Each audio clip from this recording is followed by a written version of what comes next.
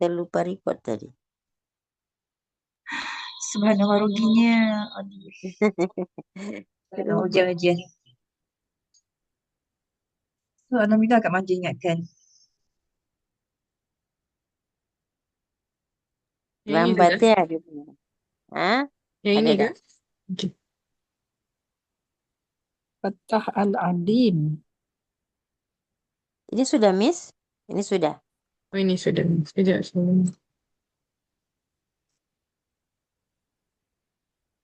Oh, itu Ustazah sebut tapi posternya tak keluar tadi. Okay, okay. Lanjut saja Oke. yang Nah, sekarang lanjutkan. eh doa Nabi Syuaib ke? ya, oke. Ibu-ibu standby ya. Kita buka surah. Ya. Kita buka surah Al-A'raf. Surah yang bernomor 7 ayat 89. Oke.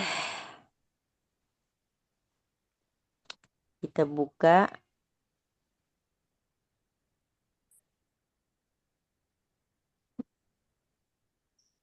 Surah Al-A'raf.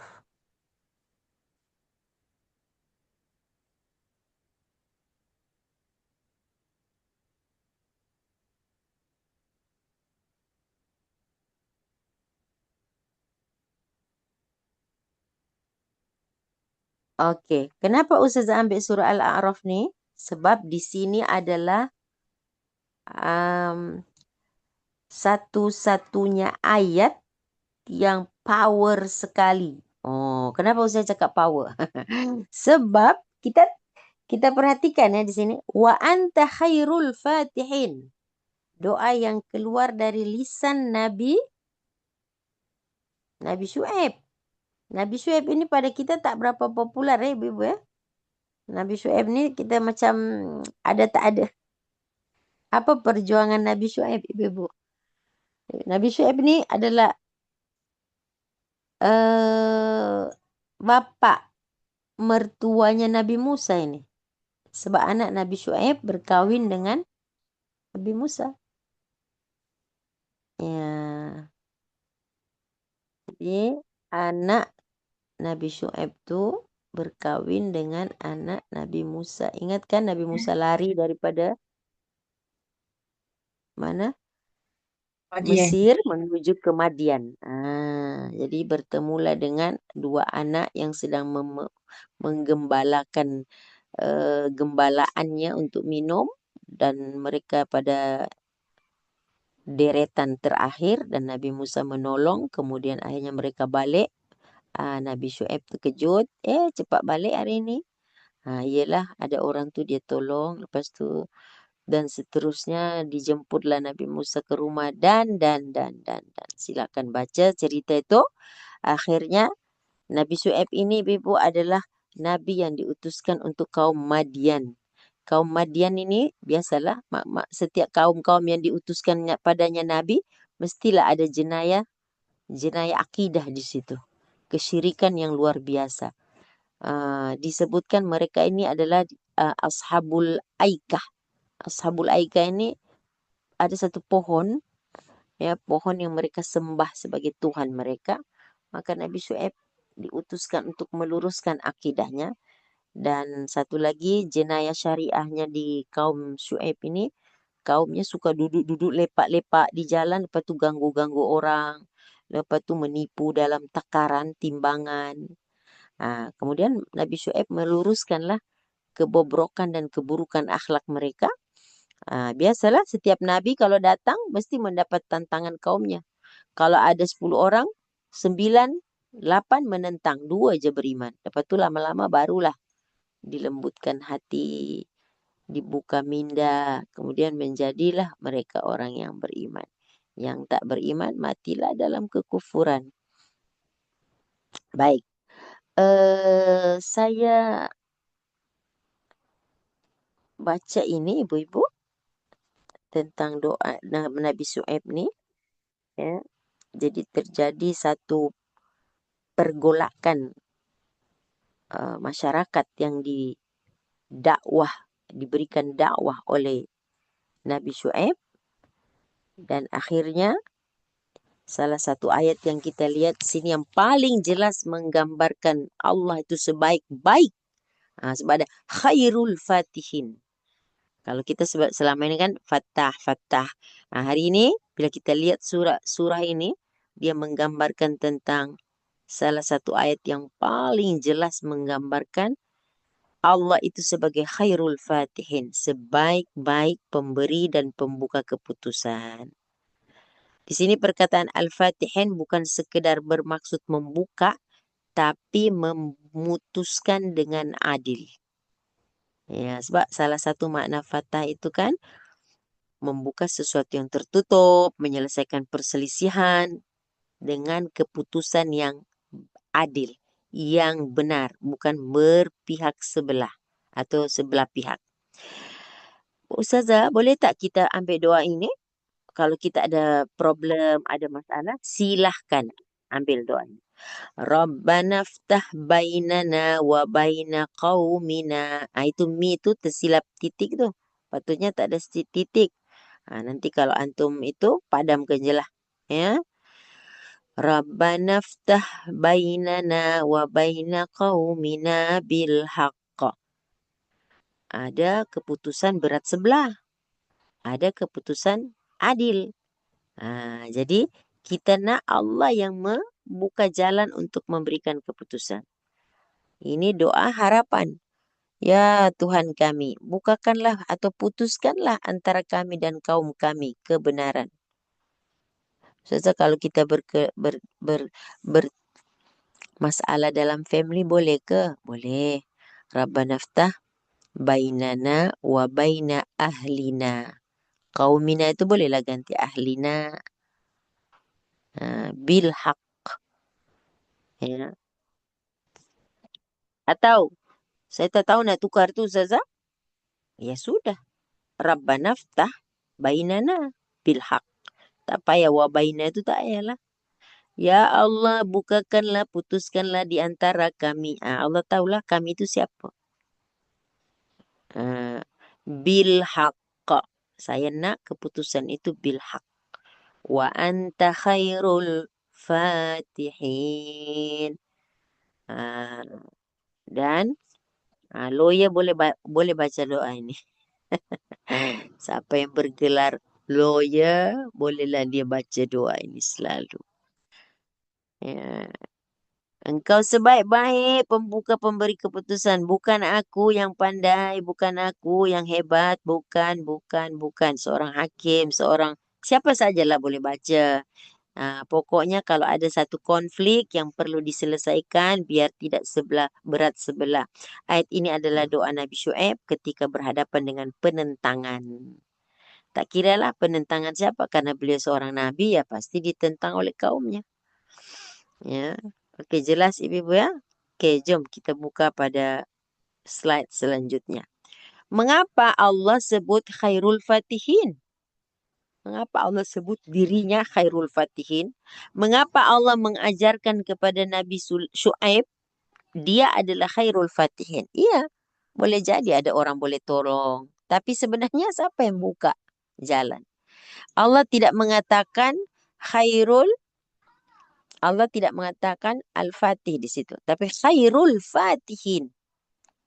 Sebaik-baik pembuka.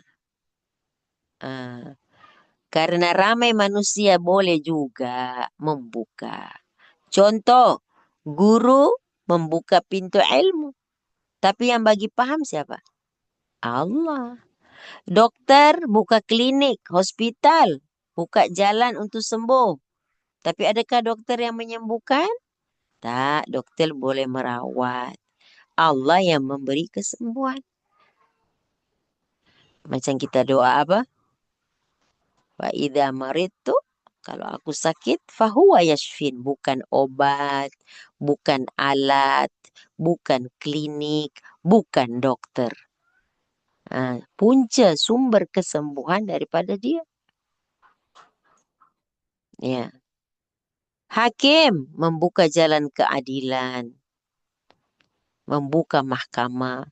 Bangunkan mahkamah. Ramai Banyak ramai hakim, banyak pengadilan, kantor pengadilan, tapi tidak ada keadilan. Ya kan? Banyak tuh.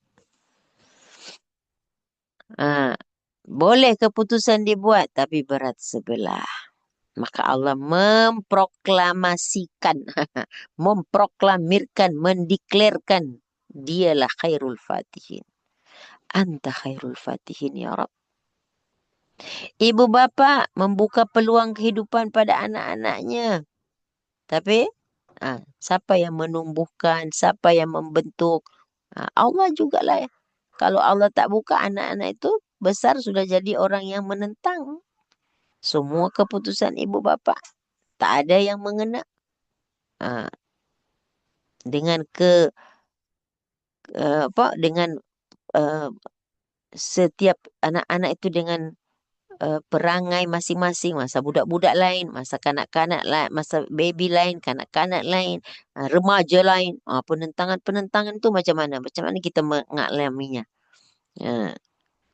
Subhanallah, luar biasa. Kalau Allah tidak membuka jalan-jalan kemudahan, tak tahu apa berlaku pada kita, ibu ya. Jadi hakim boleh menjatuhkan hukuman, tapi Allah yang membuka hakikat kebenaran yang sempurna. Bila hakim memutuskan dengan adil, Allah lah yang memberikan dia petunjuk. Majikan boleh membuka peluang pekerjaan, tapi Allah membuka keberkatan rezekinya. Makanya seorang majikan tak boleh cakap, kalau I tak bagi you kerja, dah lama you tak boleh hidup, merempat, tak boleh ibu. Allah khairul fatihin. Semoga dengan mempelajari Allah Fatah ini kita makin berhati-hati dalam menjaga kata-kata kita. Ya, oke. Berikutnya kita masuk kepada bagaimana Allah membuka pintu ilmu, ya.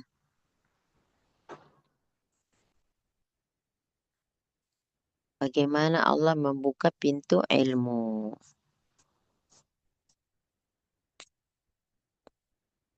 Oke. Ibu-ibu, saya ambil satu ya. Ilmu itu bukan sekedar hasil baca buku atau dengar ceramah. Ramai orang membaca buku ibu yang sama, pergi kelas yang sama, ustazah sama, ya kan? Ustadznya sama, tok gurunya sama. Tapi tahap kepahamannya berbeda-beda. Kenapa ya? Ya karena ilmu bukan masuk ke akal saja. Allah buka dalam hati. Ada ilmu dia masuk di telinga, 2 jam saja. Lepas tu dia lupa dah. Ada ilmu dia olah oleh minda, oleh akal. Ada sampai ke hati. Ya, ilmu yang sampai ke hati itu akan jadi apa? Nur. Sebab itu para ulama membedakan antara apa? Al-ilm, al-fahmu, dan al-hikmah. Al-ilm itu maklumat. Dan ilmu itu bukan segudang maklumat. Setiap ilmu ada matlamat. Ilmu bukan informasi, tapi ilmu memerlukan transformasi. After you get the information, apa action yang kita nak ambil? Ya kan? Ramai orang tahu, tapi dia belum mau berubah. Ramai orang tahu. Solat di awal waktu itu begini, bagusnya begitu, hebatnya begini, Pak. Tapi semua orang mau tak buat tuh.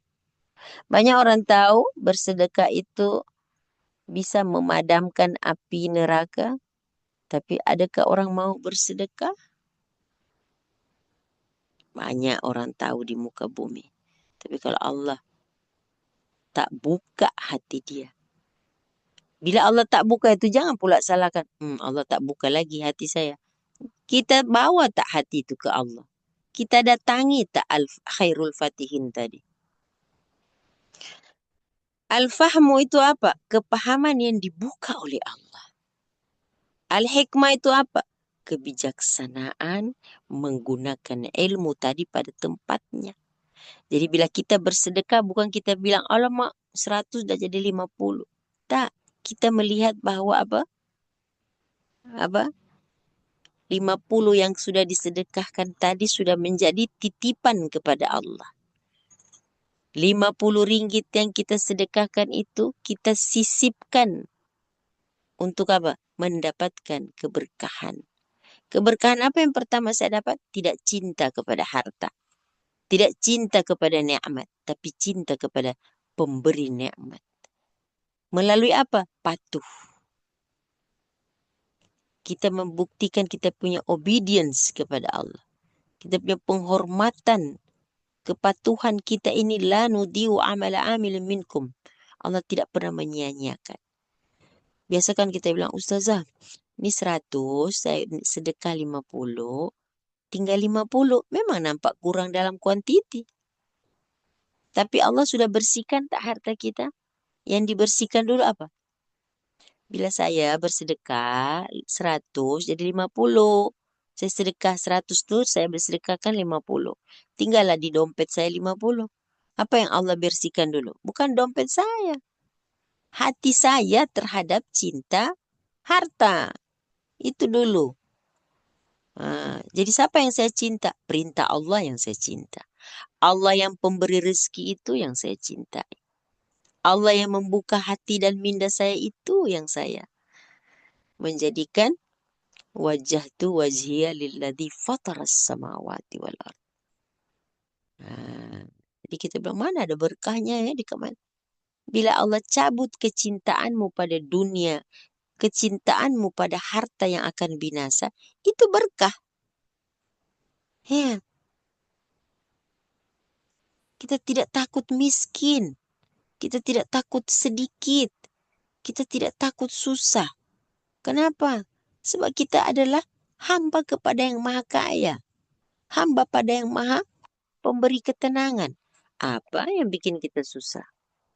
Apa yang bikin kita bersedih dengan kurangnya jumlah?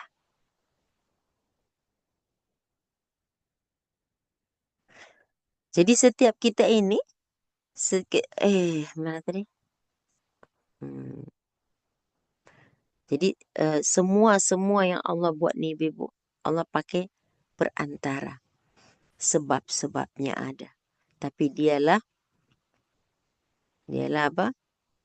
Musabbab. Dialah penyebabnya, sebab itu. Dalam ayat ini Allah sebutkan wattaqullaha wa yu'alli itu ada sedikit bertindih. Wattaqullaha wa yu'allimukumullah. Wattaqullah artinya apa? Jaga, hati-hatilah kamu. Peliharalah diri kamu dari hukum hakamnya Allah, dari sifat dan nama-nama Allah, dari perbuatan yang Allah telah berbaik kepada kamu. Jaga diri kita. Jangan sampai mencintai nikmat daripada mencintai pemberi nikmat. Wattaqullaha wa yu'allimukumullah. Niscaya Allah akan mengajarkan pada kamu. Membuat kita paham. Jadi ibu-ibu di sini Allah mendahulukan kata takwa dulu. Baru Allah sebut alimu, mengajarkan, memberikan kepada kita ilmu. Kenapa begitu? Ya, ini satu isyarat ibu-ibu. Kita kena jaga hati bersih dulu. Baru ilmu boleh masuk. Menjaga kebersihan hati adalah menjadi sebab Allah buka.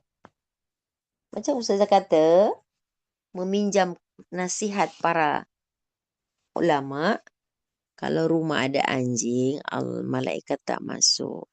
Kalau hati tidak bersih, hati ada penyakit, ilmu tak boleh masuk. Ya, bersihkan dulu hati kita. Bersihkan dulu minda kita. Ya. Berikutnya kita masuk kepada contoh Nabi Musa dan Nabi Khidir. Nabi Musa dan Nabi Khidir. Ini berbicara tentang membuka pintu ilmu ya. Oke. Sudah? Oke.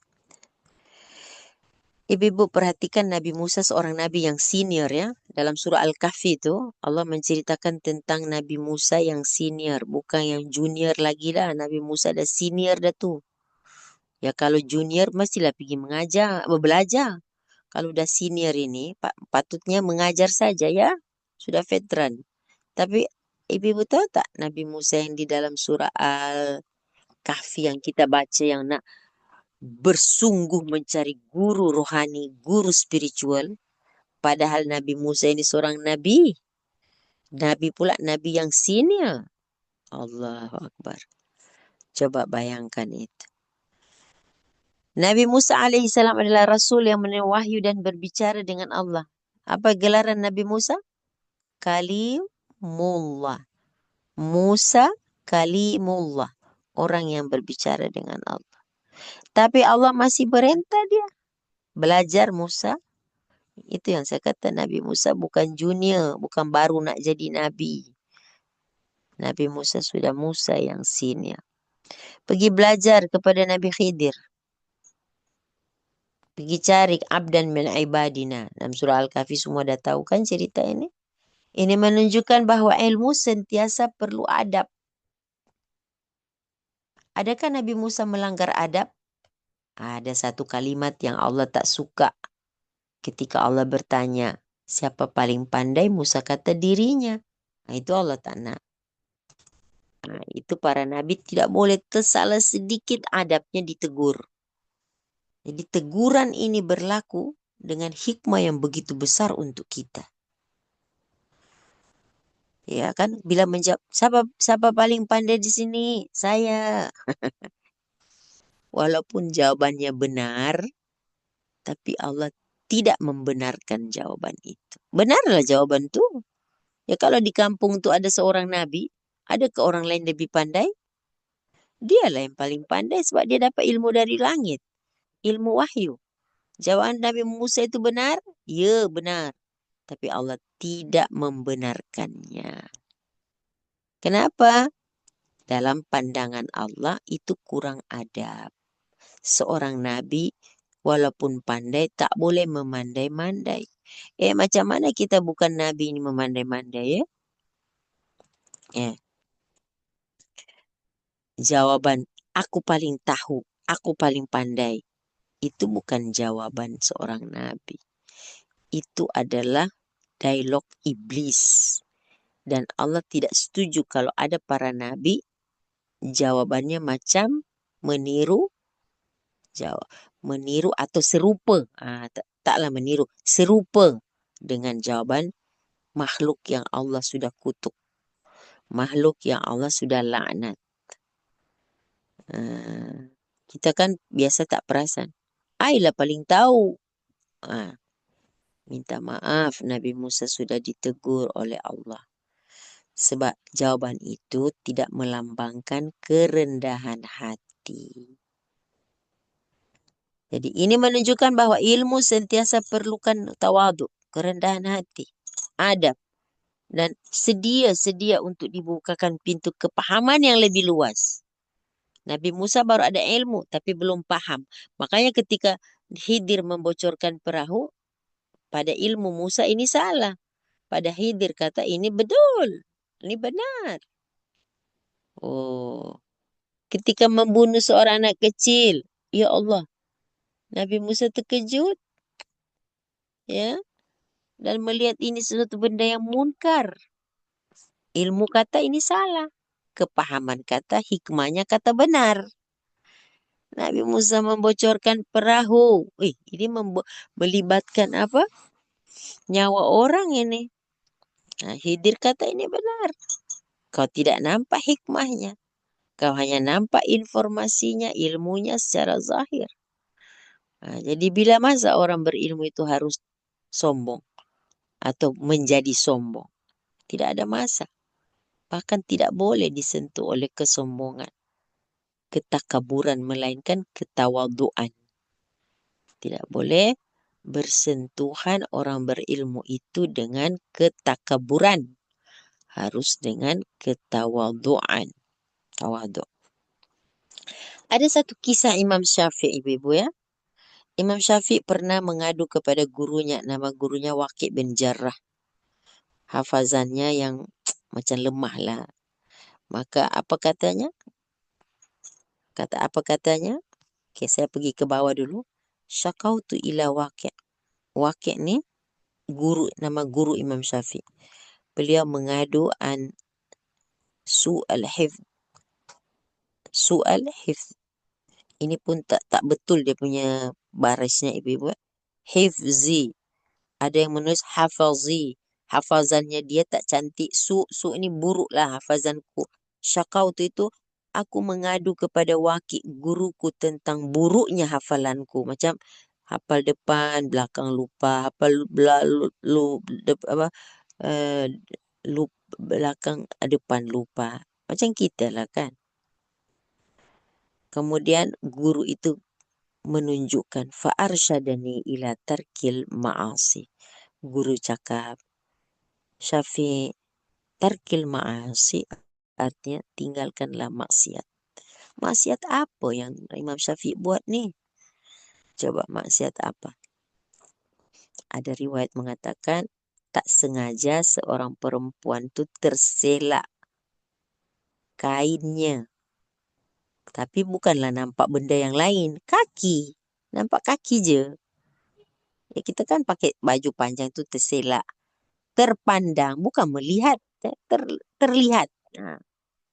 Itu riwayat lah. Jadi bukan sengaja melihat. Ya, angin meniup kencang atau berjalan terlalu cepat dan terselak. Tidak sengaja. Sudah mencacatkan hafazan. Ya, macam mana kita yang macam-macam kita tengok, ibu-ibu ya. Waqi' berkata untuk tarkil ma'asi. Tinggalkan maksiat. Dan Waqi' berkata, fa'akhbarni bi'annal ilmi nur. Wahai Syafiq, ilmu itu cahaya. Ilmu itu nur. Wa nurullahi la yuhda li'asi. Sesungguhnya cahaya Allah tidak akan diberi pada orang yang melakukan maksiat. Ilmu ini bukan tahu, ilmu ini berkah. Banyak orang tak beriman pandai kan? Intelektual mereka boleh tahan. Tapi ada berkah tak? Innal ilma nur. Sesungguhnya ilmu itu nur. Wa nurullah la yu'tahu asin. Ilmu nur, cahaya. Cahaya tidak diberi pada orang yang terus melakukan maksiat. Jadi ibu, cahaya itu Allahu nur samawati wal ard. Allah itu nur. Ya, nurun ala nurin. Jadi ilmu itu cahaya. Sesuatu yang memberikan kita petunjuk. Dengan cahaya kita tidak tersesat. Kita tidak berada dalam kegelapan. Kejahilan itu kegelapan, ibu-ibu. Cahaya memerlukan Allah sebab dia nurun ala nurin. Dia membukakan jalan untuk masuknya cahaya ke dalam hati. Jadi kita selalu cakap, ilmu itu cahaya. Jahil itu bahaya. Ilmu itu cahaya. Jahil itu bahaya. Okey, kita masuk kepada yang berikutnya. Apa yang berikutnya, Miss?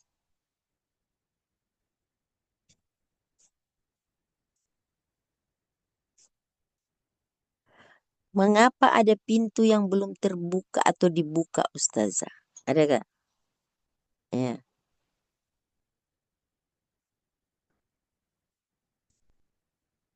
Betul ke itu? Betul, Ya. Ustazah? Betul.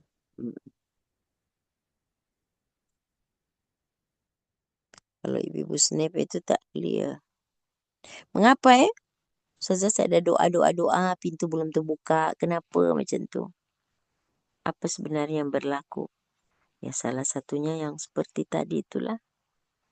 Ya. Padahal Allah kan Al-Fattah. Kenapa ya? Allah dengar doa, Allah dengar suara hati kita. Kadang-kadang kita berusaha sungguh-sungguh, tapi pintu masih tutup. Nah, pada waktu ini, jangan terus bersangka buruk kepada Allah. Oh, Allah tak dengar doa saya. Mungkin Allah sedang apa? Membuka kita punya kesabaran dulu sebelum membuka kejayaan. Ketika kita berjaya, mungkin kita nanti tidak jadi orang yang sabar. Dididik dulu kita untuk sabar. Apa itu sabar? Menahan diri. Biasa orang kalau udah berjaya dia kata apa? Siapa dulu orangnya, gitu kan? You tak tengok ke? I berusaha sekuat tenaga. Kaki jadi kepala, kepala jadi kaki. Oi, biasa tuh gitu kan? You tak tengok ke? Orang dah tidur semua, saya masih belum tidur. Orang sudah bangun, saya baru nak. Saya sudah bangun lebih awal. Oh, kita kan akan menjandarkan nikmat itu pada kita. So Allah ajar dulu sabar. Ya, sabar di musibah ini tak perlu diajar. Sabar di kejayaan ini, boleh jadi takabur kita. Mungkin Allah sedang membuka akhlak kita dulu sebelum membuka kekayaan kita. Yalah, dulu masa belum kaya, main lagi. Tawaduknya. Ya kan? Nah, bila sudah kaya, apa sudah jadi? Nah, duknya hilang, tawa aja. Tawa itu apa? Tawa besar. Ya orang kaya itu selalu tawanya besar-besar. Nah, yang ada hanya tertawa saja. Ya sudah kaya, sudah tidak ada kesedihan. So Allah buka dulu akhlak sebelum menjadi orang yang diberi kekayaan. Allah buka dulu tawakal, berserah diri kepada Allah sebelum kemenangan. Macam mana Rasulullah masuk ke Mekah ketika Fathul Mekah. Adakah Rasulullah meninggikan kepala dan leher baginda? Tak.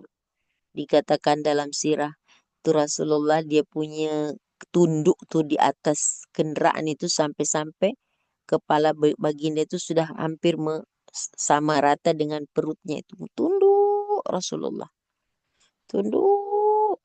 Ya tidaklah masuk dengan membusungkan dada, meninggikan, memanjangkan leher. Ya, tidaklah seperti itu kebongkaan yang ditunjukkan di dalam Islam. Tidak pernah. Bahkan bagaimana cara baginda memasuki kota Mekah ketika terjadi Fathul Mekah, itu diceritakan sampai menunduk, sampai hampir kepala baginda itu serendah dada baginda, perut baginda. Iya, tawakal sebelum membuka kemenangan. Iya. Makanya kita ada surah An-Nasr. An-Nasr idza jaa nasrullahi wal fath wa ra'aitan nasa yadkhuluna fi dinillahi afwaj. Kalau kita punya dakwah berjaya ya, macam mana kita rasa? Hebat aku. Itu pasti itu. Itu pasti. Sebab iblis pun buat kerja, ibu-ibu. Iblis tetap buat kerja. Prinsip ana khairum minhu tidak pernah lupus dan pupus daripada program iblis menghancurkan Bani Adam.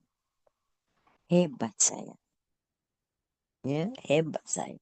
Makanya di awal-awal kuliah ini saya sudah meletakkan pin pada anta wa anta khairul fatihin. Allah yang buka. Ibu kalau kita belajar surah Idza Jaa Nasrullahi wal Fath wa ra'aitan nasa yadkhuluna fi dinillahi afwaja, bondong-bondong orang masuk ke Islam. Apa Allah suruh? Bila kemenangan datang apa? Bila kejayaan datang merapat pada kita. Apa yang Allah suruh buat? Fasabih, bertasbih. Bihamdika, puji Allah. Wastaghfir, beristighfar. Apa dosa yang kita buat disuruh istighfar?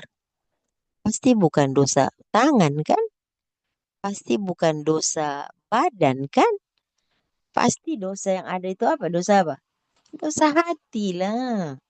Merasa hebat. Iya. Orang berbondong-bondong masuk kelas. Orang berbondong-bondong ikut kuliah. Berbondong-bondong masuk Islam. Ha. Tak buat kerja ke syaitan? Tak buat kerja ke iblis? Iblis menangis ke? Oh tidak. Iblis menyusun strategi baru.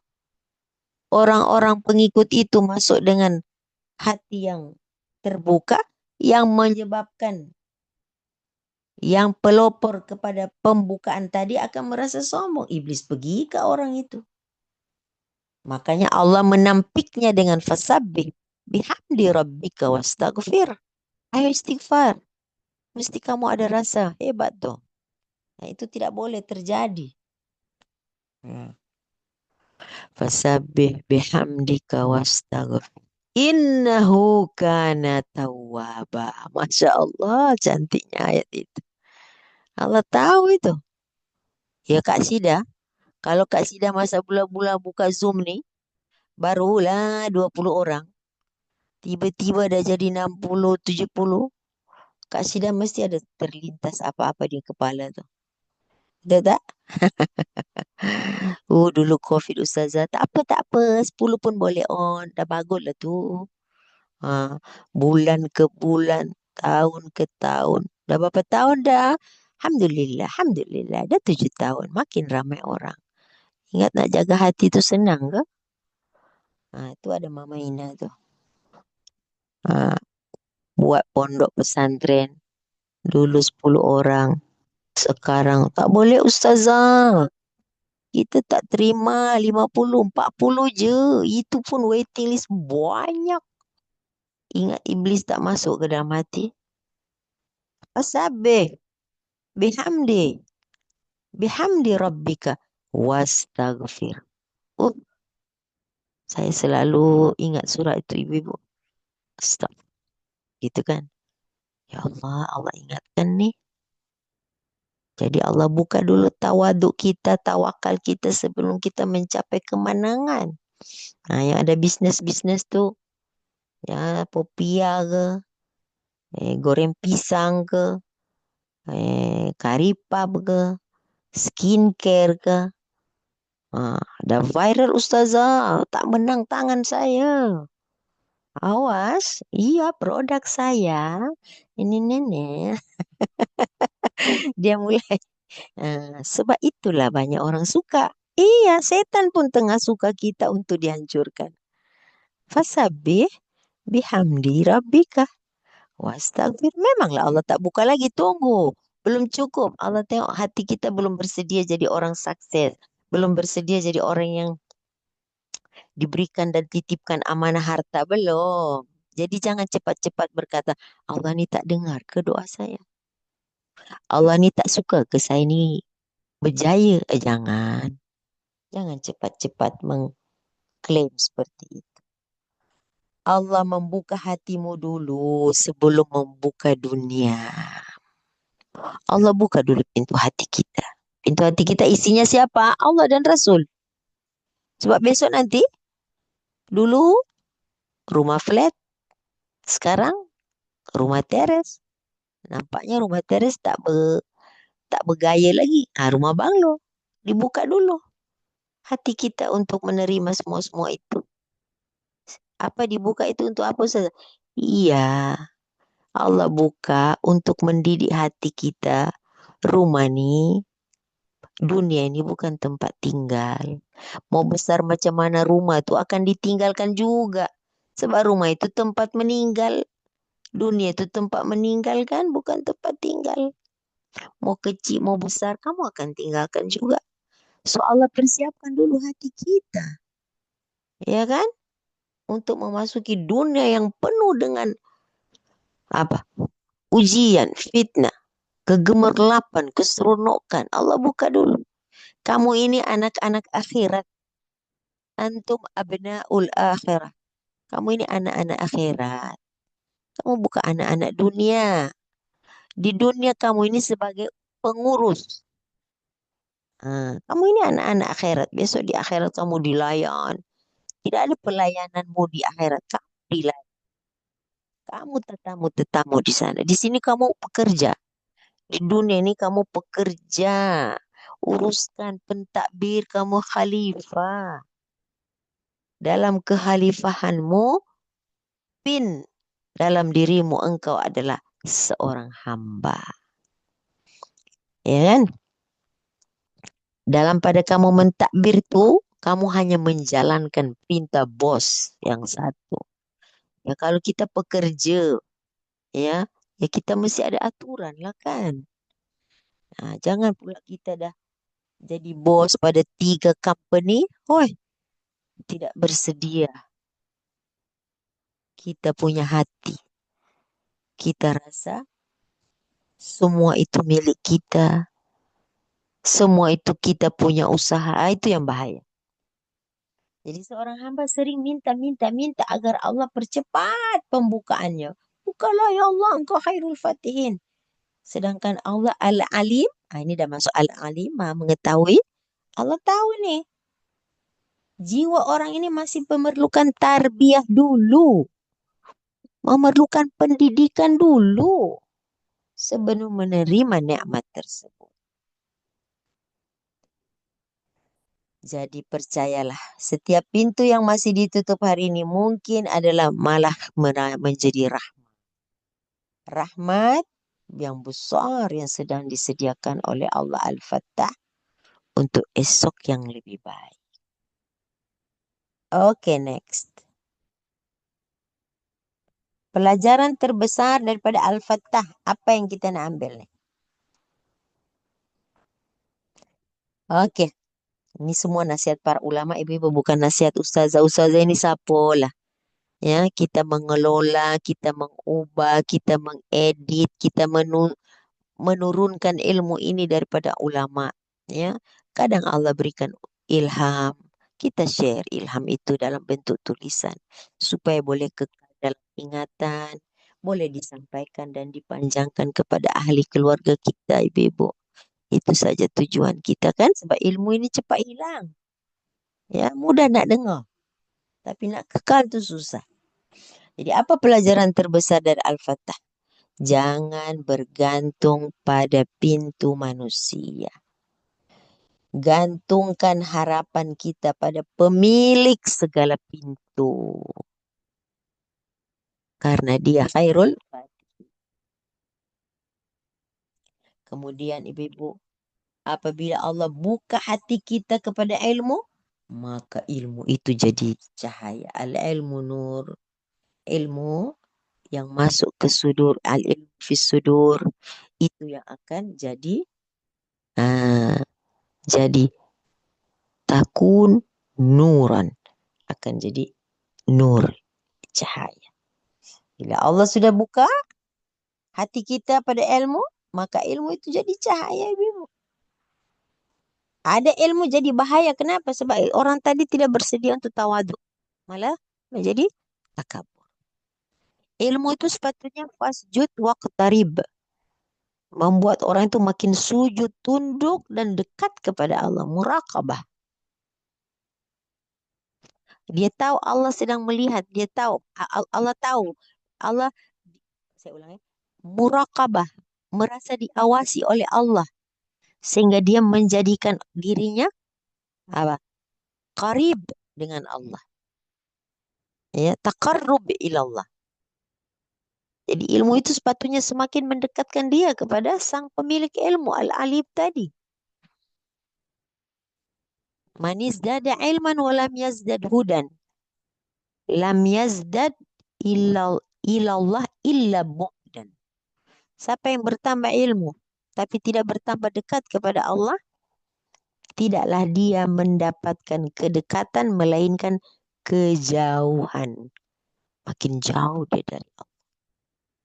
Nah, berikutnya, apabila Allah sudah buka pintu rezeki, maka rezeki itu menjadi sesuatu yang membawa berkah, keberkatan. Bagaimana itu rezeki yang berkah itu saja, bukan banyak saja kan? Iya, karena kalau banyak saja kita rasa tak puas. Nak tambah. Jadi berkah itu orang lain juga mendapat merasakan kemanfaatan daripada orang yang diberikan berkah rezeki tadi. Ini asik cerita rezeki dia, orang lain dengar aja. Pinjam telinga aja. Orang lain bagi pinjam telinga. Jadi wa amma bi ni'mati rabbika fahaddis. Adapun nikmat Tuhanmu, dia tidak tahadus nikmat. Dia seorang aja. Orang hanya mendengar saja. Apa manfaat? Tak ada. Nah, itu jauh lagi dari berkah. Sebab orang yang mendengarnya bukan suka menyapa aja. Asyik dengar menyapa. Belanjalah sikit. Infaklah sikit. Biar kamu itu punya rezeki didoakan oleh orang, bukan didengar saja. Iya, macam mana Anda menceritakan sesuatu nikmat pada orang yang susah? Anda menceritakan Anda punya anak-anak berjaya pada orang yang tak ada anak. Salah telinga itu kita pilih. Lama melarang itu. Menceritakan hanya menceritakan. Ya, meminjam telinga orang untuk mendengar. Iya. Lepas itu doakan saya, doakan saya. Apa yang mau didoakan lagi? Iya. Doakan supaya hatimu terbuka pula untuk tidak berlaku syuhan nafs atau bakhil atau qatura, ya. Sebab kita nak rizki yang berkah tu orang lain mendapatkan manfaat. Itu maksud rizki yang berkah. Dan apabila Allah Al-Fattah telah membuka pintu hidayah, maka seluruh kehidupan akan berubah. Yang dia cari hanya apa? Ridha Allah. Allah ridha, Allah ridha. Subhanallah. Bagaimana Ustazah cara kita memohon? Adab memohon tu gimana? Okey, dah faham dah. Macam mana cara nak memohon tu Ustazah? Adab memohonnya ialah jika kita mahu Allah buka pintu ilmu, Allah buka pintu rizki, ulama menekankan adab-adab yang harus dijaga. Apa dia? Ikhlaskan niat kerana Allah. Saya nak jadi orang kaya sebab Islam tu tak bagi kita jadi orang fakir. Saya nak jadi orang kaya ni sebab saya nak menolong agama Allah. Menolong diri saya supaya tidak meminta-minta. Menolong ahli keluarga saya. Menolong siapa saja yang patut ditolong, yang hak-haknya sudah ditetapkan oleh Allah. Kan bagus tuh niat begitu. Iya betul, niat begitu bagus Ustazah, tapi di tengah jalan tertukar niat tuh. Berubah. Niat lagi, tajdidun niat. Renew lagi our niat. Kita kan ada doa iftitah tuh yang kita baca setiap kali berjumpa, nak menjumpai Allah dalam ibadah salat kita. Kan iftitah tuh. Allahu Akbar kabira walhamdulillahi kathira wa subhanallahi bukrata wa asila. Lepas kelas ni, cari tu doa iftitah.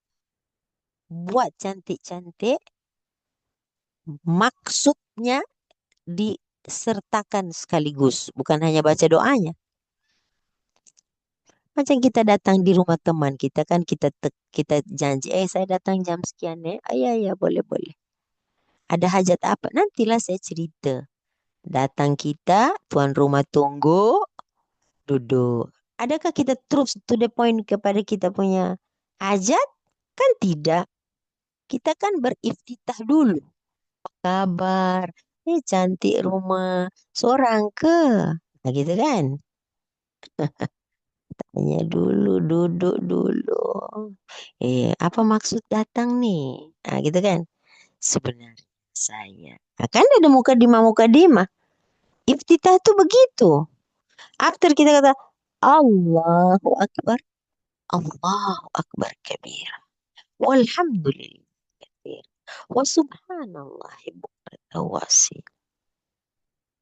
Lepas kelas tutup, ambil masa 10 minit, tekan dalam Google tu ke apakah doa iftitah bersama makna. Apa tu? Oh, ini rupanya kita punya mukaddimah. Kita punya apa ya, pendahuluan ketika kita nak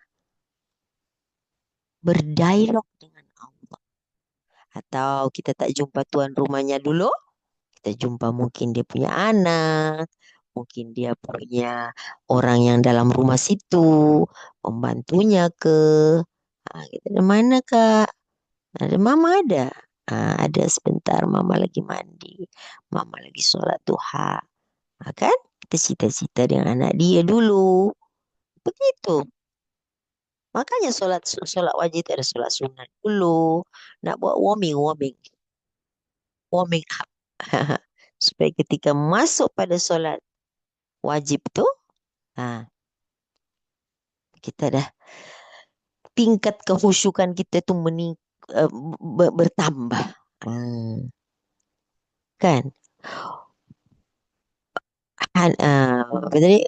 Tuhan berkata subhanallah berkata wajah. Kan dah mulai masuk dah. Wajhiyah. Lilladhi fataras samawati wal ard. Hanifan musliman. Hanifan. Betul. Saya punya niat itu separuh jalan bagus, separuh jalan tak bagus. Terpesong, terbelok, terganggu, tercela. Itu biasa. Niat itu benda yang halus yang kita tak boleh nak kontrol. Kita minta kepada Tuhan. Hanifan. Kita nak setelah macam kaki kita berjalan tu kan ke kanan ke kiri, ke kanan ke kiri. Tapi dia menciptakan garis lurus kan? Itu hanif. Terbelok tapi patah balik, terbelok patah balik. Coba ibu berjalan ya. Berjalan itu dia menciptakan satu garis lurus. Jadi boleh jadi terbengkok sikit, patah balik lagi pada jalan itu. Ulang balik. Wajjahtu wajhiya lilladzi fataras samawati wal ard. Sebenarnya saya punya niat untukmu ya Allah, tapi pasal kawan itu menggeramkan, itu yang jadi begini. Ulang lagi, astagfirullah, a'udzubillahi min syarri nafsi, a'udzubika min syarri nafsi. Ulang balik lagi, niat yang baik. Ya. Sebab kita dah buat satu agreement, satu statement, satu declaration. Wajjahtu wajhiya lilladzi fataras samawati wal ard. Hanifan. Musliman wa ma'ana minal musyrikin. Tidaklah aku orang yang syirik ya Allah. Perhatikan tu doa iftitah, jangan tertukar-tukar pula. Saya dapati banyak yang tertukar-tukar atau banyak yang baca berdasarkan hafazan. Cek balik. Wa ma'ana minal musyrikin. Jangan wa ana pula. Atau mulakan dengan inna salati. Sesungguhnya hubungan aku denganmu. Wa nuski, semua jenis peribadatanku. Wa mahyaya, hidup aku. Wa mamati, kematianku. Lillah. Itu dah nak meluruskan niat itu. Ingat doa iftitah itulah. Mukaddimah yang hari-hari kita baca. Ya, kalau kita punya doa iftitah itu tidak pernah termiss dari solat wajib, berarti kita satu hari ada 5 kali kan mengucapkan dan memukaddimahkan solat kita dengan iftitah itu. Inna salati wa nusuki wa mahyaya wa mamati lillah. Lillahi siapa? Rabbil alamin. Lepas tu alhamdulillahi rabbil alamin. Kan cantik betul tu. Susunan solat punya kalimat tu luar biasa. Ya karena kita dah solat tiap hari, dah macam tak ada apa. Betul tak? Dah macam tak ada apa dah. Lillahi rabbil alamin. La syarika lahu. Tidak ada syirikat ya Allah. Tidak ada asosiat. Tidak ada kawan. Tidak ada sekutu bagimu. Wa bidzalika umirtu, begitulah aku diperintahkan. Begitu itu apa? Demikian itu apa? Macam nih hanifan musliman, tidak syirik, menjadi seorang muslim yang hanif.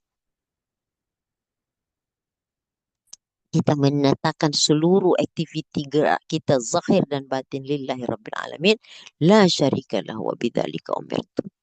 Wa ana, wa ana, dan aku ya Allah, wa ana minal muslimin. Dua kali itu kata muslimin, aku berserah diri kepadamu. Jangan wa ana minal musyrikin pula. Betul-betul tuh. Yang di atas tuh wa ma'ana minal musyrikin. Yang di bawah wa ana minal muslimin. Ya, saya selalu meng-highlight perkataan untuk saya luruskan niat saya. Saya selalu ingat doa itu dan saya selalu highlight perkataan wa bidzalika umirtu. Demikianlah aku diperintahkan. Boleh ibu-ibu ambil ayat tersebut. Diperintahkan untuk apa? Ya bekerja, bersilaturahim, tolong orang, ya, menyenangkan hati orang. Allah perintahkan kita yang macam mana tuh? Yang bagus-bagus, ya kan? Wabidzalika umir. Ustazah rajin sangat mengajar. Wabidzalika umir. Ustazah rajin sangat pergi kelas. Wabidzalika umir. Itu nak meluruskan niat.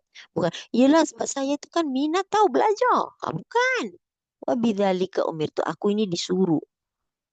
Siapa yang suruh? Itu yang tadi itu. Fataris fata apa?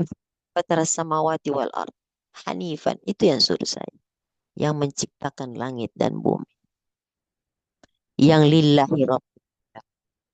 Itu yang suruh saya. Ambillah kalimat wabidzalika umirtu. Kawin wabidzalika umirtu. Beranak wabidzalika umirtu. Bercerai wabidzalika umirtu. Semua aktiviti ini yang berlaku wabidzalika umirtu. Bercerai juga wabidzalika umirtu ke Ustazah? Demikianlah aku diperintahkan. Ya iyalah, kalau dah tidak bisa lagi nak mendirikan wabidzalika umirtu, kan ada jalan keluar. Ya, berperang wabidzalika umirtu. Karena kita sudah digasak, kita tak akan biarkan kita mati konyol. Allah kata berperang ada mati syahid. Begitu ibu-ibu. Jadi musuh jangan dicari. Kalau datang jangan lari. Lawanlah. Lawan sampai dia jadi kawan. Kalau tak terbunuh ya jadi kawan. Jangan jadi lawan terus. Dia sudah masuk Islam, kita masih panggil-panggil si kafir. Mantan orang kafir. Tak boleh. Mana boleh melabelkan gelaran-gelaran buruk selepas dia beriman. Itu si kafir itu. Itu kalau tidak karena perang tuh tak masuklah dia Islam. Tak boleh, ibu.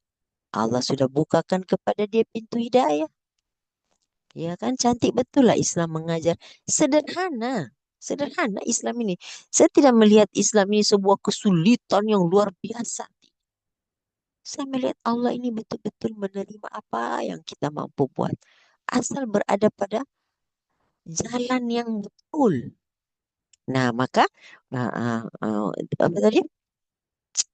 Wajah wajah alladzi fatara samawati wal ardi hanifan musliman wa ma ana minal musyrikin. Inna salati wa nusuki wa mahyaya wa mamati lillahi rabbil alamin la syarika lahu wa bidzalika umirtu wa ana awwalul muslimin wa ana minal muslimin. Kemudian bismillahirrahmanirrahim. Alhamdulillahi rabbil alamin. Jadi rabbil alamin tadi itu yang kita sebut tadi, kita puji dia. Alhamdulillah rabbil alamin. Ar-Rahmanir Rahim. Terus sampai waladhdallin. Amin.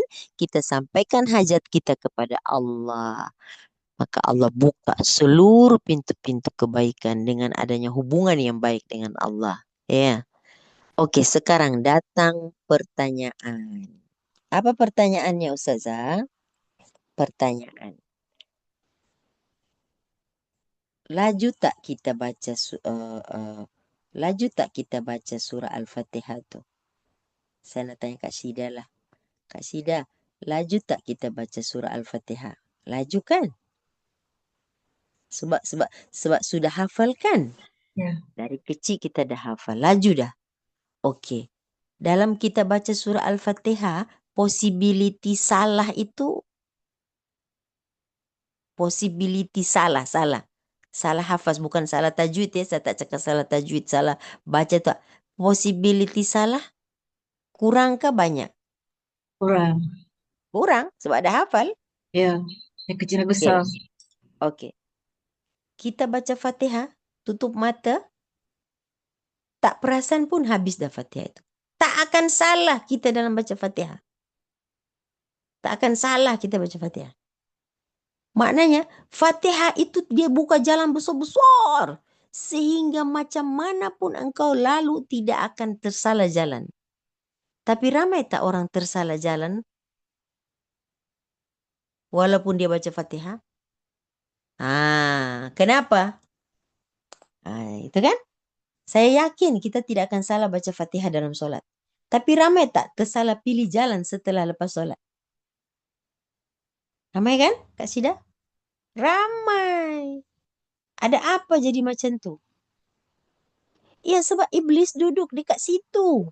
Iblis dikata, wa la'aqudanna siratakal mustaqim. Saya akan duduk di situ. Jadi para ahli maksiat dijadikan terus terbuka jalan-jalan kepada kemaksiatan. Ahli ibadah, Allah pun menyuruh kita menjadi seorang ahli ibadah. Dan iblis pun diizinkan untuk menggoda dua-dua pihak ni. Tapi Allah terus membuka tangan, terus membuka jalannya. Jadi ilmu itu bisa mengantarkan kita kepada sesuatu yang disebut cahaya. Sehingga kita tahu, oh ini bahaya nih. Saya menjadi seorang alim yang angkuh, yang sombong, bahaya nih. Saya menjadi seorang maksiat yang berterusan, ini bahaya nih. Jadi kita dalam hidup ini memang ittaqullah, berhati-hati. Jadi orang jahat salah, jadi orang baik pun akan menjadi silap. Kalau kita tidak sentiasa bergantung kepada Allah Subhanahu wa taala memberikan kita pembukaan ilmu, kepahaman dan hikmah. Nah, jadi itu saya selalu kata, kita baca Fatihah tak salah ya dalam solat. Tapi after sembahyang, after solat itu banyak pula kita menempuh jalan yang salah. So apa makna Fatihah di situ ya? Nah, makanya kita bersandar kepada Allah. Allah itu sebaik-baik pembuka jalan. Anta khairul fatihin. Ya, sekarang jadi untuk supaya kita memohon dibuka terus jalan itu, adabnya ialah ikhlaskan niat karena Allah. Wa bidzalika umirtu. Itu satu tips dari saya lah untuk meluruskan niat. Yang kedua, jagalah solat. Jagalah hubungan dengan Allah. Sebab ramai kita menunggu atau ditunggu waktu solat. Kita termasuk posisi menunggu waktu solat ke ditunggu waktu solat? Kita masih termasuk orang yang bukan menjaga solat, itu yang susah. Masalahnya kita ditunggu oleh waktu solat. Kita ditunggu oleh waktu. Kita bukan menunggu. Memanglah Ustazah, saya dah jaga solat lah. Saya solat daripada saya umur haid sudah solat saya. Sudah datang menstruation, saya tak pernah tinggal solat lagi. Sejak akil balik saya tidak pernah tinggal solat. Betul. Upgrade lagi menjadi menunggu waktu solat. Ya. Kita ubahlah. Saya dah tak tinggal solat Ustazah. Alhamdulillah. Kita nak boleh upgrade tak? Boleh. Iaitu menunggu waktu solat. Menunggu waktu solat. Sebab kita nak meningkatkan kualiti ibadah kita. Menunggu waktu solat untuk mendapatkan apa? Solat di awal waktu kan. Kemudian bolehlah kita solat sunat lagi. Solat sunat qobliyah. Ibu-ibu, pasti di antara kita susahlah Ustazah menunggu waktu solat ni. At least kita dah solat. Nah, ini orang yang Allah boleh buka pintu tapi dia tak nak. Dia tak nak masuk. Dia tak nak minta Allah buka. Jangan bagi alasan. Saya tidak suka memberikan alasan. Tapi kan, tak nak. Itu salah satu kita buka pintu syaitan itu.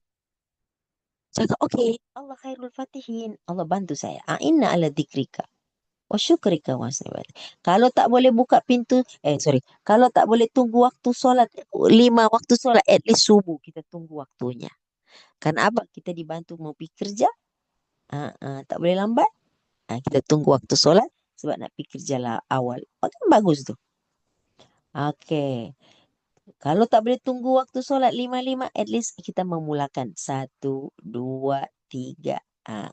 Tengoklah ibu-ibu punya waktu yang ibu-ibu yang atur waktu kan, bukan waktu atur kita kan ibu-ibu. Jadi kalau orang bagi alasan ini, saya jadi apa ya? Jadi gelabah saya nak jawab ni. Sebab apa? Quran itu banyak jawaban tapi kita banyak alasan. Quran itu banyak jawapannya. Tapi kita menciptakan alasan. Jangan ibu-ibu. Baik. Kemudian, kalau kita berkata susah nak tunggu waktu solat, Allah kata tak susah. Sebab waktu Ramadan, kamu berjaya menunggu waktu azan. Bukan waktu solat. Waktu azan kamu tunggu. Betul tak? Di waktu bulan Ramadan, Allah sudah train kita menunggu waktu solat ke waktu azan, Kak Syida? Waktu Di azan, Ustazah. Tidak ada orang menunggu waktu solat Ramadan itu, tidak ada. Yang dia tunggu waktu azan. Perasan ke tak perasan, tak tahulah ibu-ibu. Kamu boleh lebih dari itu. Kamu boleh lebih dari menunggu waktu solat, yaitu bulan Ramadan. Aku training kamu 1 bulan kamu bisa menunggu waktu azan. Sebab waktu azan kamu bukan nak solat kan? Kamu nak makan kan? Ya Allah, selama ini kita pikir susah menunggu waktu solat itu. Padahal tidak susah. Nah, buktinya apa? Itu waktu subuh saja. Saya boleh tunggu waktu solat subuh. Bukan sebab you nak solat pun. Sebab you nak pergi kerja, you tak nak lambat. Jadi sebenarnya boleh. Boleh kita buat. Cuma kita yang belum mau buat. So, bila kita belum mau buat, walaupun Allah buka pintu, Allah khairul fatihin, tak bisa. Tak jalan sebab kita tidak muwafaqah. Tidak muwafaqah dengan Allah. Tidak sepakat dengan Allah. Tidak bermuwafaqah. Tidak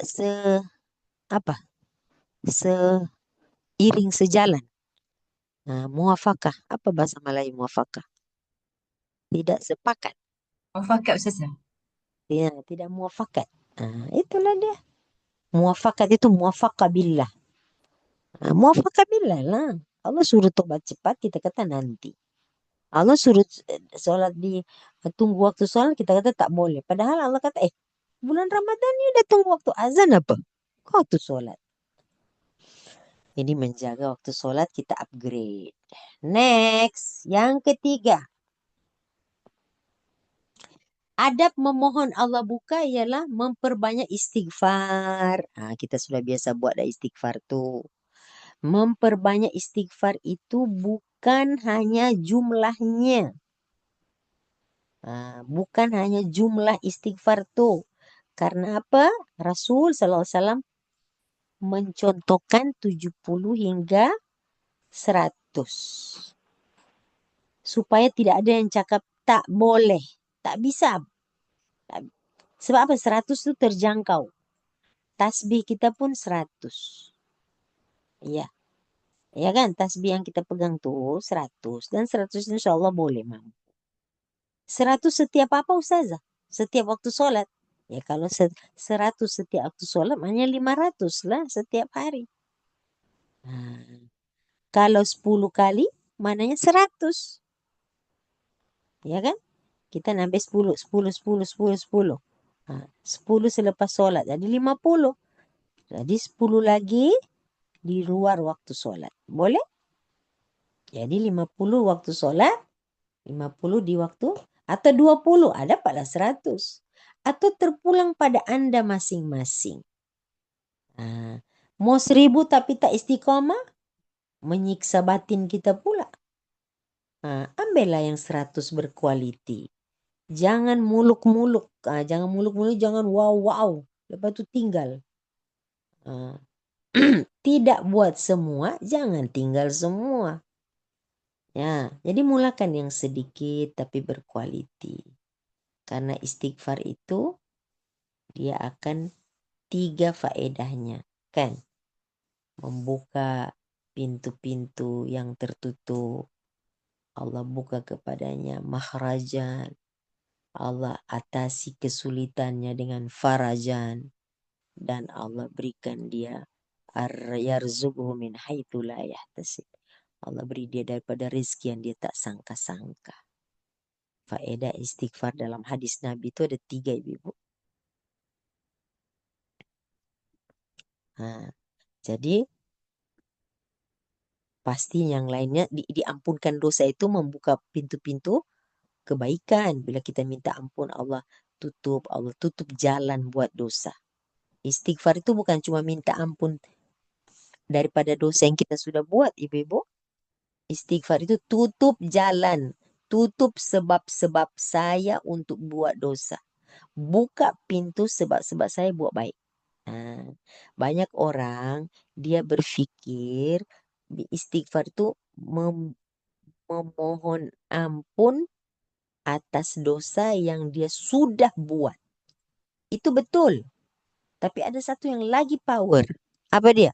Menutup jalan supaya saya tak buat dosa. Itu istighfar tuh. Ya, tutup jalan. Allah menggagalkan planning untuk buat dosa. Bagaimana Allah gagalkan jalan untuk buat dosa? Allah buka pintu-pintu buat baik. Karena Allah itu khairul fatihin.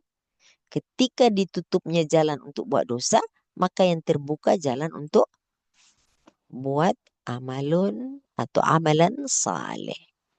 Buat pekerjaan-pekerjaan yang Allah ridha. Kemudian meninggalkan maksiat. Maksiat ini, itulah yang saya cakap tadi tuh. Bila ditutup jalan-jalan ke dosa, maka dibukakanlah jalan-jalan kepada amal saleh. Amal-amal yang baik. Ditutup jalan maksiat. Jadi seseorang itu kan kalau dia nak buat maksiat, dia ada niat, tapi dia tak buat lagi. Allah tak tulis. Tunggu sampai dia istighfar. Sampai dia sedar, dia taubat. Beberapa masa. Andai kata dia tak buat, Allah tulis 1 pahala dia tak buat. Andai kata dia buat benda yang baik, Allah tulis 10 hasanat. Surah Al-An'am ayat 160 tuh. Kemudian menyambung silaturahim. Bukan. Memuliakan guru dulu, Ibu. Memuliakan guru dan ibu bapa. Ini adab ya. Ini akhlak yang kita kena bina. Ya. Memuliakan guru yang menyampaikan ilmu.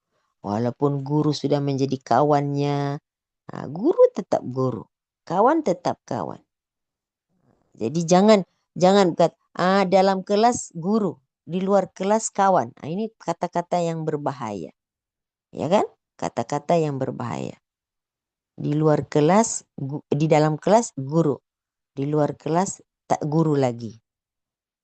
Ada tuh yang seperti itu. Akhirnya apa? Gagal menjaga adab. Maka apa? Mulailah berkecil hati. Ya kalau saya guru di luar kelas, kalau saya guru di luar kelas dan saya guru dalam kelas. Kalau ibu-ibu kata, di luar kelas bukan guru lagi. Kira-kira apa jadi pada saya? Kira-kira apa jadi pada saya? Ya kan?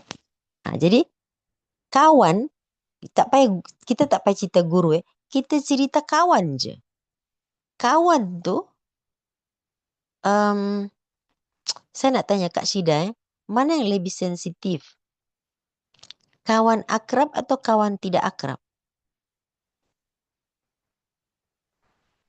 Kawan akrab. Lagi sensitif yang akrab tuh. Jangan karena keakraban kita sudah tinggalkan adab. kita tinggalkan akhlak.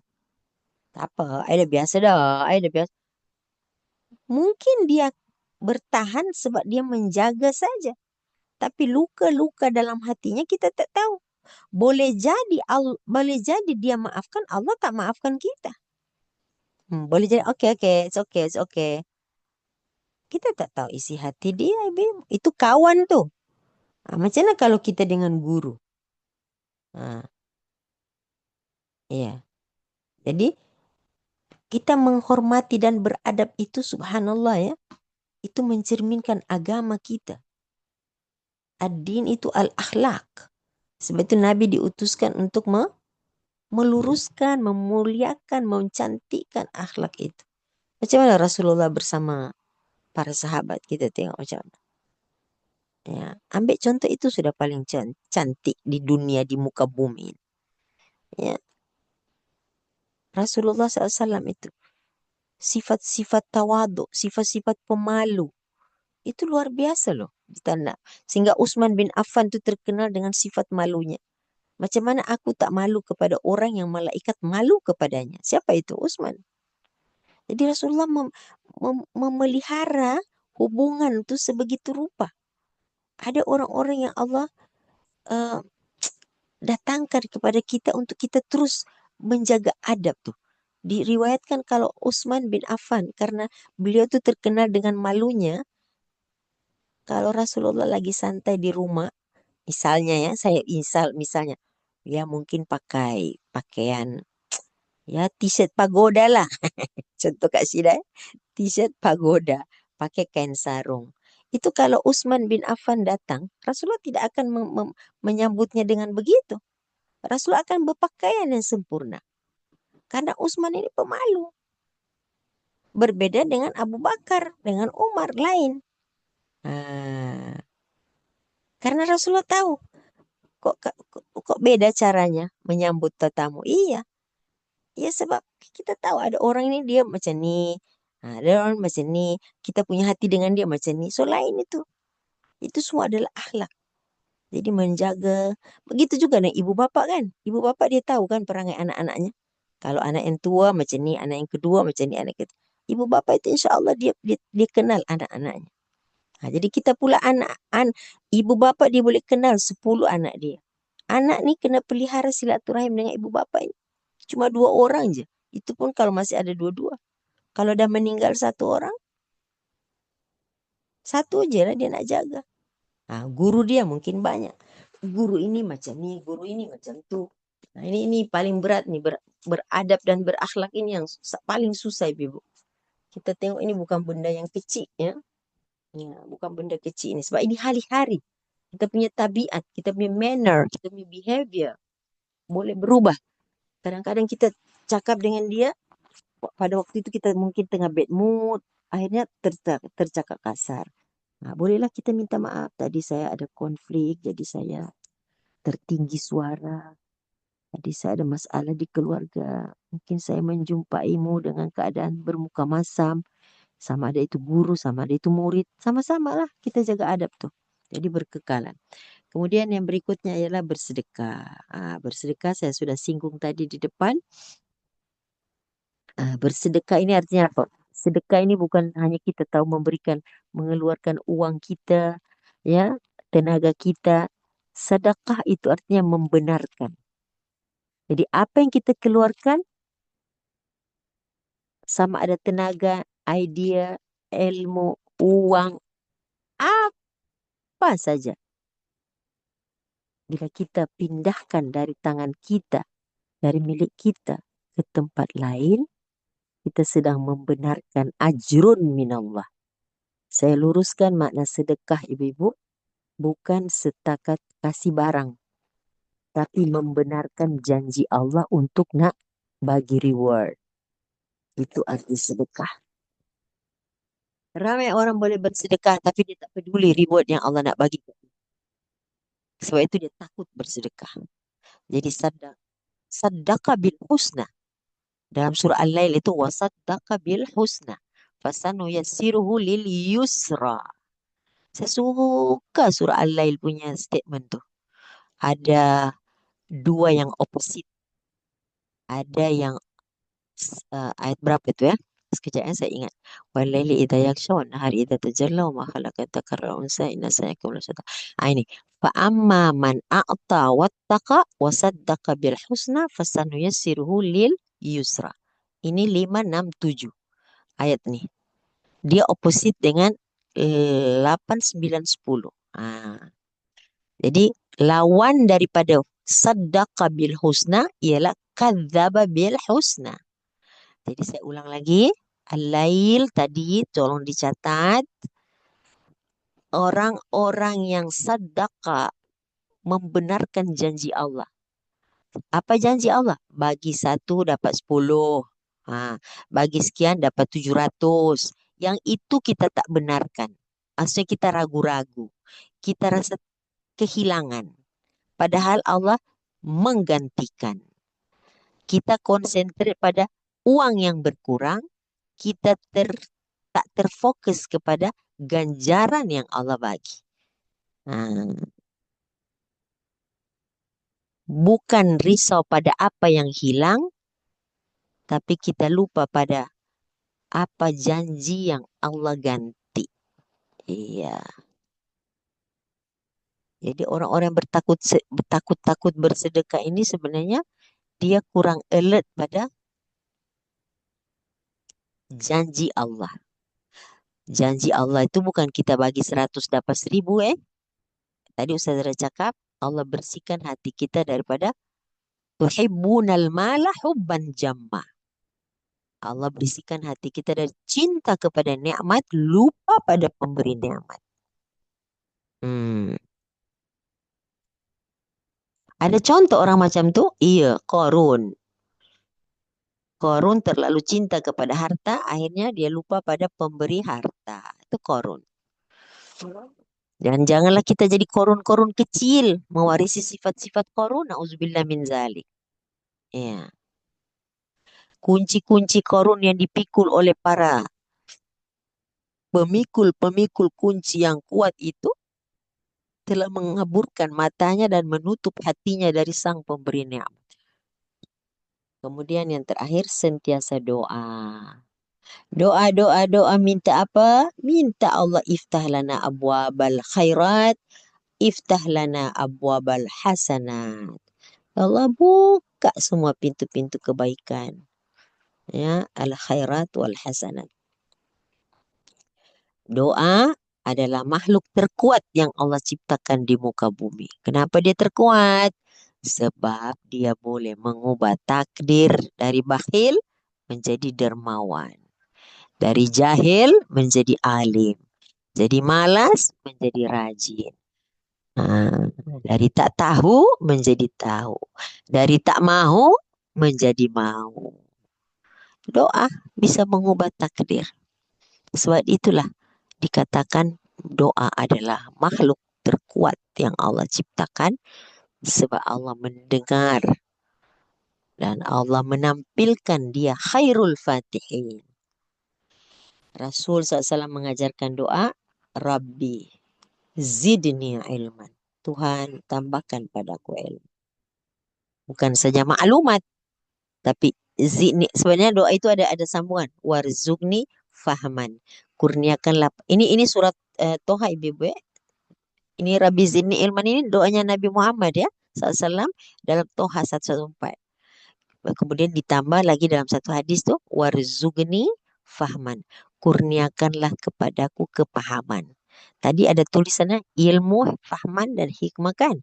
Apa itu faham itu Ustazah? Faham itu apa? Faham itu ialah ilmu sudah ada kan. Allah beri faham. Faham itu ialah wawasan berfikir yang luas. Jadi mencapai matlamat. Jadi kamu ini tak faham I tahulah. You tahu tapi kenapa macam ni? Maknanya tingkat kepahamannya masih sangat nipis, masih sangat rendah.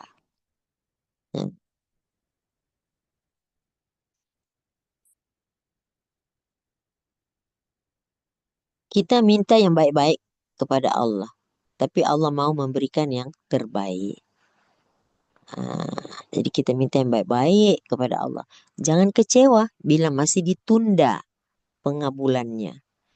Bahkan Allah sedang merancang untuk memberikan yang terbaik. Tak diberikannya kita kekayaan yang kita minta, tapi diberikan kita persediaan hati sebelum kaya. Kesabaran dalam mengelola nikmat. Kita sakit, minta sehat. Allah tak bagi sehat, Allah hapus dulu dosa-dosa di sini. Allah jadikan kesakitan itu sebagai satu bentuk kesabaran dan keridhaan. Bahkan kesyukuran, sebab dengan sakit tadi dosa kita terampun dan darjat kita di sisi Allah dinaikkan beberapa darjat ikut kehendak Allah dan kesabaran kita. Sekian pengajian hari ini. Saja. Allah. Sekejap. Assalamualaikum. Kak Timah ni. Ya, Nak tanya, apa satu doa lagi Kak Timah ada jumpa orang share. Rabbana inna fatahna laka fatham mubina. Boleh komen tak? Ya. Elok. Doa apa? Elok, memang bagus. Inna fatahna laka fatham mubina. Itu bukan doa sayang, itu Ini apa? surah itu Kak Fatimah buka surah 48. Open now. Okey. Surah 48. Ayat 1. Sekejap. 48. Ayat 1. Al-Fatah. Baca. A'udzubillahi minasyaitonirrajim. Inna fatahna laka fatham mubina. Apa Itu makna dia? ayat 1. Baca, ya? baca. Dia kata amalkan 11 kali, semoga Allah bagi curahkan rezeki kat kita. Bendanya ada orang share. Maksudnya a'udzubillahi minasyaitonirrajim. Sesungguhnya kami telah membuka bagi kemenangan jelas. Mana? Siapa boleh baca makna dia? Saya tak ada dalam handphone saya. Inna Sesungguhnya kami telah membuka kami. bagi perjuanganmu, wahai Muhammad, satu jalan kemenangan yang jelas nyata. Itu ayat dalam surah Al-Fat. Al-Fat, kemenangan. Itu surah Al-Fat dibuka dengan satu statement. Inna fatahna laka fatham mubina. Ya, jadi itu bukan doa. Kalau nak jadikan doa, itu pada doa memuji Tuhan. Tukar Itu kepada doa. Doa ada dua. Doa memuji Allah dipanggil doa ibadah. Doa meminta, doa request maknanya you get something untuk Allah solve it, untuk Allah help you. Itu yang doa Nabi Syuaib yang tadi. Karena dia ada satu iftah bainana. Kak Fatimah dapat tak doa dalam itu? A'raf tadi. Saya nak kena tengok dalam surah. Tadi ada dalam share. Catat tadi surah Al-Araf ayat 89 ya. Nanti saya tengok sebab baru masuk tengok. Jadi Nanti kalau kita share dekat grup Kak Fatimah. jadi boleh. Maknanya ini adalah satu doa dari segi lain lah. Bukan doa request. Ya. Ayat 1 ni, ayat 1 Al-Fat. Saya tidak menjadikan ayat itu sebagai doa. Tapi orang ambil sebagai doa, Ustaz. Ya, ini bukan kita tak nak cakap doa tau. Kita nak katakan ini ayat Quran. Ayat Quran itu dia punya position sebagai zikir. Zikir peringatan. Inna fatahna laka fatham mubina. Macam dalam maulid dia buka maulid itu dengan itu. Maksudnya membuka. Boleh dijadikan sebagai zikir, boleh. Tapi dalam situ tidak ada permohonan sayang. Itu statement. Kalau if you want to request, you take itu Nabi Syuaib punya doa. Rabbana ftah. Yalah, macam dalam ayat 69 surah yang Ibrahim tu Nabi Ibrahim. Ya Nur kan? Ya Nur. Ya Nar. Ya Nar. Lagi apa? Bukan ya Nar. Kuni bardan wa salaman ala Ibrahim. Itu satu kenyataan ayat, tapi orang buat sebagai macam zikir untuk menyedot panas badan seseorang yang sebab dia demam. Saya buat sebab dia Ustazah. ada request. Dia ada request di situ. Kuni jadikanlah. Itu request. Itu ada request. Kontennya kuni, Kuni. jadilah. Tapi bila Jadilah. kita kata sepertinya Nabi Ibrahim, kita tukar kepada seperti salaman ala nama cucu kata kan boleh sebut Ya. Ustazah, tukar boleh. Ada yang menjadikan begitu, ada ulama yang menjadikan seperti itu. Dia menjadikan, dia menitipkan harapan di situ bagaimana Ibrahim itu dijadikan api sejuk, maka dia pun nak jadikan demam tu sejuk seperti itu. Masya Allah. Begitu. Saya buat Ustazah macam Alhamdulillah. Alhamdulillah. Al-Quran mukjizat. Kan? Al-Quran itu 5 quri'al. Quran itu sebagaimana apa yang kau niatkan. Asal betul jalannya. Terima kasih Kak Fatimah. Ambil doa Nabi Syuaib itu ya. Kalau ni nak zikir Aina Fatana Laka Fatah Mubina, silakan. Tidak ada masalah. Cuma itu tidak ada permintaan. Itu pujian. Yang permintaan betul-betul tu yang Nabi Syuaib tadi. Dia ada 2 permintaan dan pujian sekali. Wa anta khairul fatihin. Okey, demikianlah pengajian hari ini. Semoga memberikan tambahan ilmu dan tambahan wawasan berfikir. Tidak hanya pada information, tapi pada matlamat dan transformation. InsyaAllah beramallah dengan doa-doa yang sudah diberi tadi. Ya, dan lihatlah kesannya pada doa itu. Nota jangan di-share merata-rata. Sebab ada kesalahan dalam cetakan tulisan. Nanti fitnah pula yang beredar. Jadi pakai sendiri saja. Nota ni cantik Ustazah nak share. Jangan. Terutama yang ada ayat-ayat Quran tu tak payah. Tak usah share. Kalau nak share tu repair dulu. Tak pandai repair, jangan share. Ilmu boleh jadi fitnah, akhirnya sesuatu yang baik jadi buruk.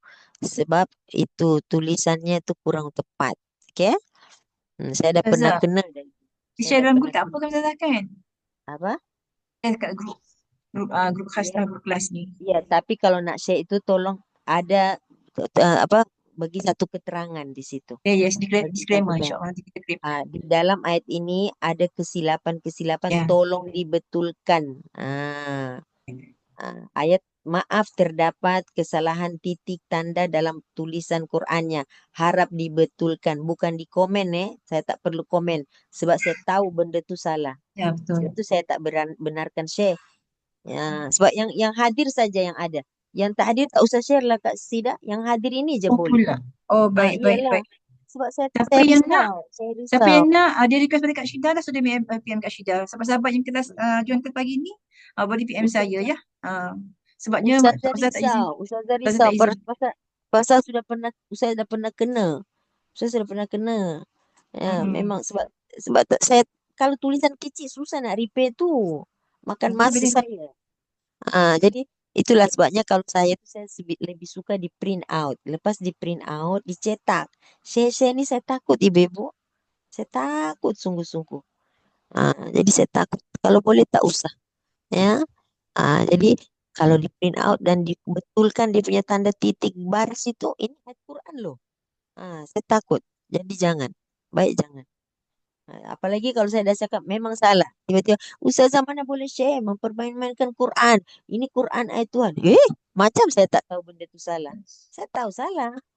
Sebab itu saya takut nak share-share tu.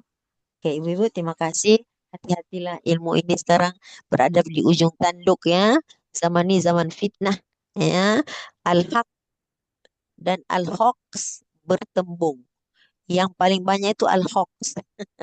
Jadi nanti Allah cabut keberkatan ilmu ini. Nauzubillah.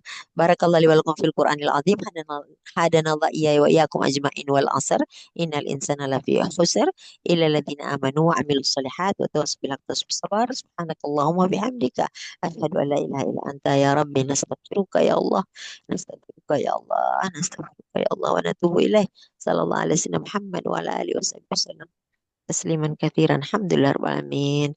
Assalamualaikum Ustazah. warahmatullahi Terima kasih Ustazah. Salam, terima kasih Terima Assalamualaikum. kasih Ustazah. Ustazah. Saya sampaikan pagi ni Ustazah. Masya Allah, Alhamdulillah. Ya. Sesuatu yang Mm-mm. orang kata ada banyak yang baru dah ini berkenaan dengan doa, berkenaan dengan apa, mengamalkan apa ayat Al-Quran ni semua kan, pandang kita pada soal Al-Quran ni semua.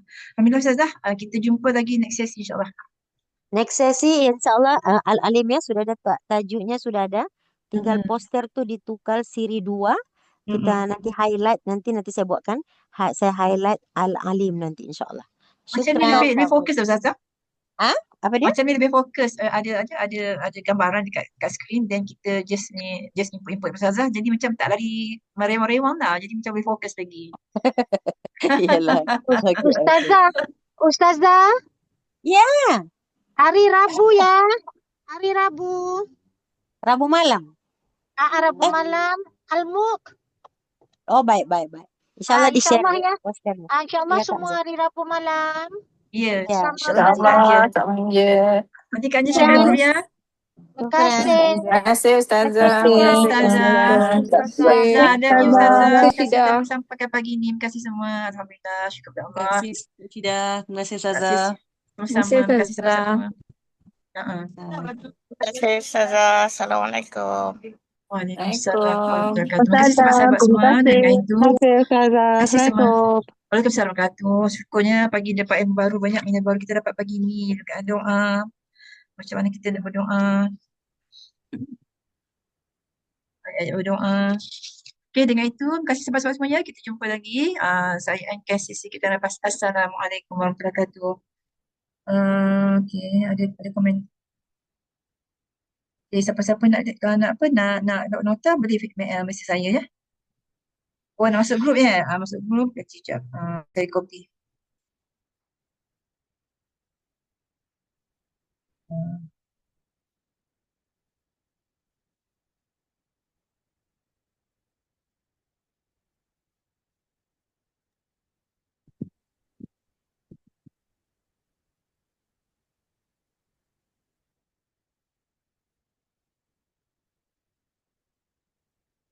Rakaman ada, kita bagi rakaman. Siapa-siapa nak rakaman boleh nanti masuk dalam Telegram. Dekat grup pun ada rakaman kita letak kat Telegram. Boleh join Telegram. Nak join grup boleh mesej saya, nanti saya masuk ke dalam grup. Banyak rakaman dekat Telegram kita untuk kelas Ustazah dekat kita share dekat Telegram. Boleh join grup lah sebab kita boleh setiap information berkenaan dengan kuliah Ustazah kita share dekat grup. Baik. Nanti rakaman ada kat dalam grup. Setiap habis kelas kita akan share.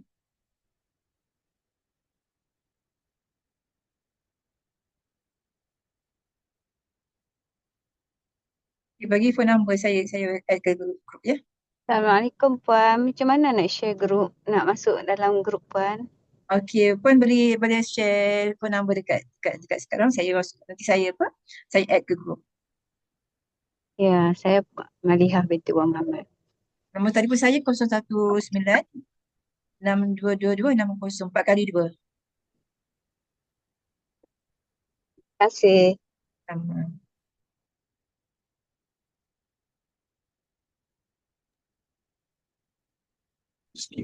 Saya juga Kak Syida 0192620674. Terima kasih. Siapa tu? Saya salah seorang anak murid Ustazah juga. 01 Syam. Syam. Aha. Syam. Share semula Syam. 019 262 262 0674.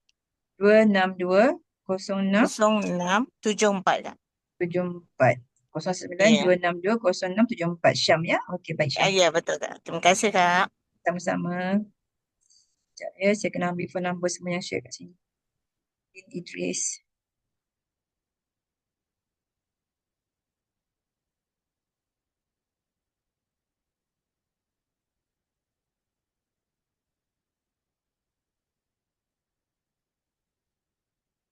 Hidayah.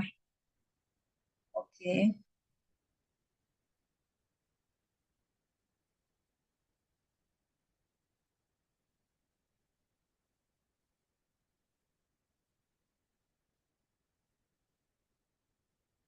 Okey, terima kasih siapa yang PM saya tu. 019 6222 604 4 kali 2 ya.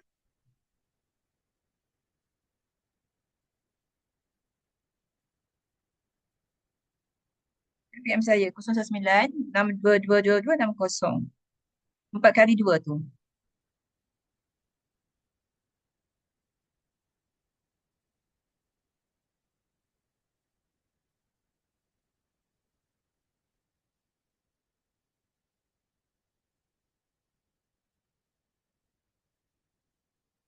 Terima kasih Rosita.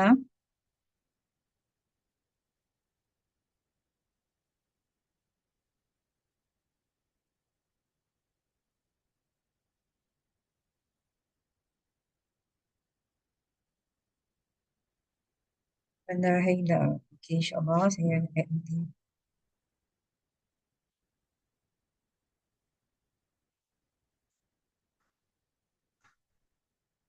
Puan.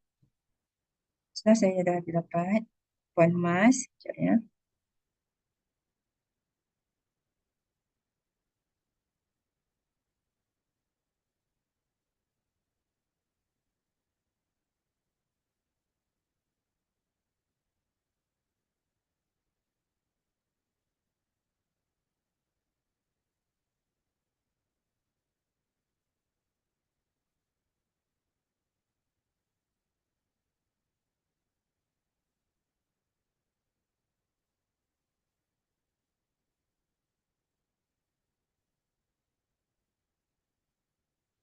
Okey Syam. Okey.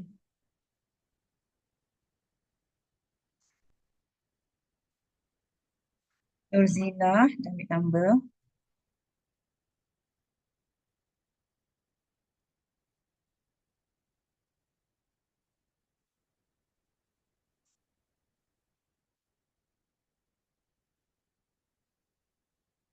Sama-sama Syam.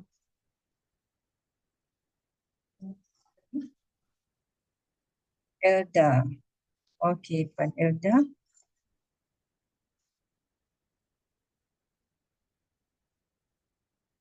Okay, terima kasih semua. Number-number ni kalau ada termiss, mohon dimaafkan lah ya. InsyaAllah saya add perempuan semua ke dalam grup Ustazah khas tentang makluman aktiviti Ustazah, kelas-kelas dan juga rakaman Ustazah. InsyaAllah.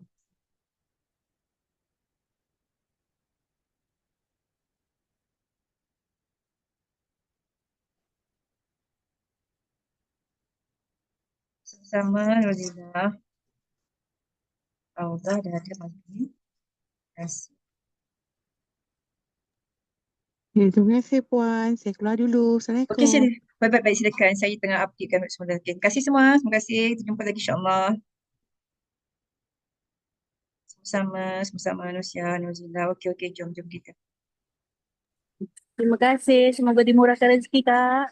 Sama-sama kita dimurahkan rezeki untuk faham ilmu insyaAllah. Amin. Ya Rabbal Alamin. Okey, Alhamdulillah dah settle semua. Saya dah ambil 9 nombor-nombor sahabat saya semua. Sekiranya ada tertinggal, Alhamdulillah, tanya sahabat-sahabat yang lain yang dah mana dah join grup kita tu, ya insyaAllah. Jazakallah khairan. Terima kasih sahabat semua ya insyaAllah. Dengan itu, saya akan sesi kita lepas. Assalamualaikum warahmatullahi wabarakatuh. Waalaikumsalam warahmatullahi wabarakatuh. Jazakumullah khair, Kak. Sama-sama Puan. Jom kita. Terima kasih ya. Kita jumpa lagi insyaAllah. Alhamdulillah hadapan. Oke, insyaAllah.